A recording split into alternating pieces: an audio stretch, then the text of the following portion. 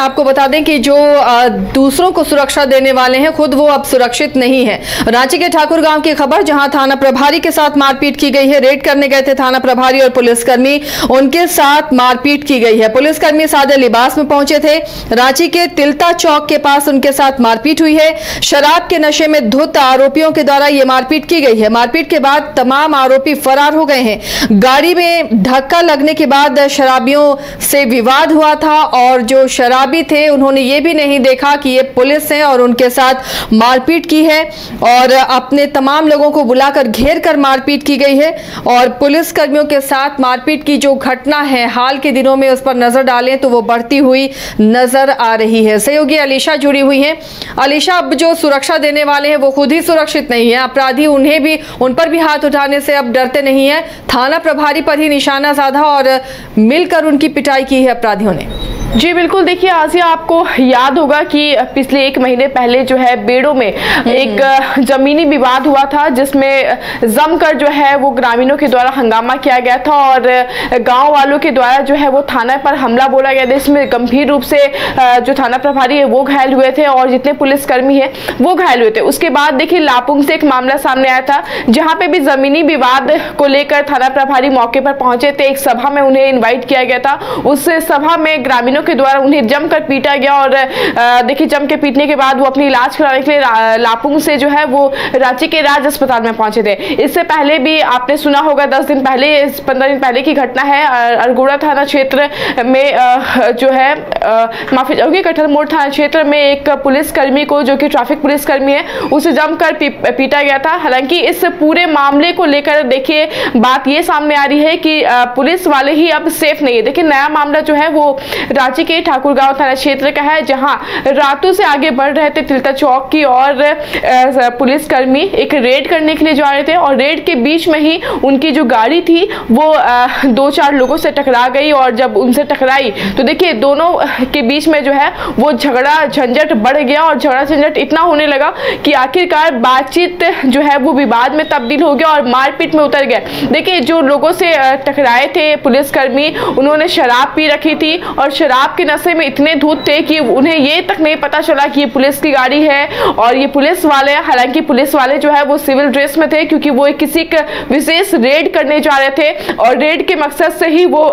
Speed जा रहे थे, किसी के पीछा करते हुए जा रहे थे। हालांकि पीछा के दौरान ही लोगों से टकराने की वजह से जो गाड़ी है वो वहां पे रुकी और कहीं ना कहीं दोनों आपस में भिड़ गए और देखिए पुलिस वालों को जमकर जो शराबी है वो जमकर पुलिस वाले को पीटा और पीटने के बाद जब पुलिस वाले ने निजी थाने में यानी कि वहां के लोकल थाने में जब कंप्लेन किया गया तो थाना प्रभारी मौके पर पहुंचे। हालांकि तब तक जो भी शराबी है वो वहां से फरार हो चुके थे। लेकिन आशिया देखिए बड़ी बात यह है कि जो रेड करने जा रहे थे क्या वो रेड सही है या रेड करने जा रहे थे जो रेड की सूचना दिया था क्या वो सही है, ये तमाम जो सवाल है ये उठ रही है अब कि पुलिस प्रशासन के ऊपर क्या पहले से ये कहानी रची गई थी, पहले से कहानी बनाई गई थी या जो रेड आप कह रही हैं कि ट्रैप करने की कोशिश थी, उनकी पिटाई करना ही मकसद था इसलिए उन्हें बुलाया गया और वहां पर पिटाई की गई है। ये जी बिल्कुल, देखिए आशा ये एक तरीके से प्लानिंग हो सकती है क्योंकि रेड करने के लिए वो जा रहे थे वो भी एक सूचना के आधार पे। तो देखिए एक बड़ी सवाल खड़ी हो रही है कि जहां रेड करने जा रहे थे जो सूचना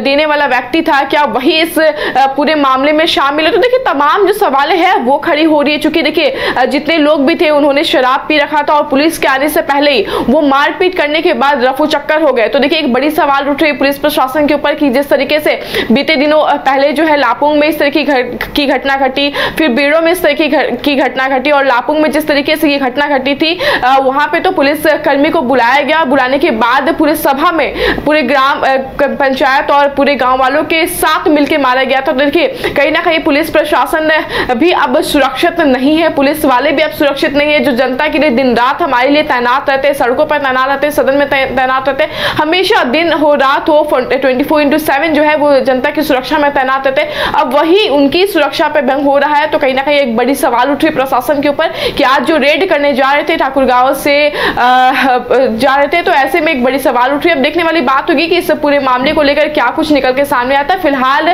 ग्रामीण एसपी प्रवीण पुष्कर के द्वारा एक टीम का गठन किया गया और टीम जो है वो लगातार उस एरिया में छापेमारी कर रही है, लगातार उस एरिया में घूम रही है और पता कर रही है कि आखिरकार जो शराब पीकर व्यक्ति ने पुलिस वालों के साथ भिड़ा था, ये व्यक्ति कौन है, उनकी जांच पड़ताल की जा रही है। आसिया, बहुत जल्द इस पूरे मामले का खुलासा हो जाएगा। चलिए, तो पुलिस फिलहाल लग गई है छानबीन में, लेकिन बड़ा सवाल ये उठता है कि ऐसे लोगों का, चाहे वो शराबी ही क्यों ना हो, कैसे मनोबल बढ़ जाता है कि आप किसी पर भी हाथ छोड़ देते हैं। थाना प्रभारी जो कि वर्दी में नहीं थे, सादे लिबास में रेड करने जा रहे थे, उन्हें छेक कर इस तरह मारपीट की घटना सामने आई है। घर रहने का मकान भर नहीं, ये खुशियों की तिजोरी है। दरवाजे पर दस्तक देता पड़ोस, खिड़कियों से उमड़ आता आसमां, तारों में उलझी ऐसी ना जाने कितनी दास्तां। कहती हैं चले डायमंड सिटी, एक सफर हम सफर के साथ अपने घर तक। Diamond city, life long bonding, 500 से ज्यादा खुशहाल डायमंड परिवार। जल्दी करें, सिर्फ 200 फ्लैट बाकी, आज ही बुक करें अपना आशियाना। गोल जहां 27 वर्षों के सफर में 17,000 से भी अधिक छात्रों ने डॉक्टर एवं इंजीनियर बनकर भरे सफलता की ऊंची उड़ान, जहां साधारण छात्र भी असाधारण सफलता प्राप्त कर बना रहे इतिहास। दूरदर्शी शिक्षाविद श्री विपिन सिंह के मार्गदर्शन में मेडिकल एवं इंजीनियरिंग के लाखों छात्रों के लिए आशा की किरण के रूप में गोल्ड रिजल्ट फैक्ट्री।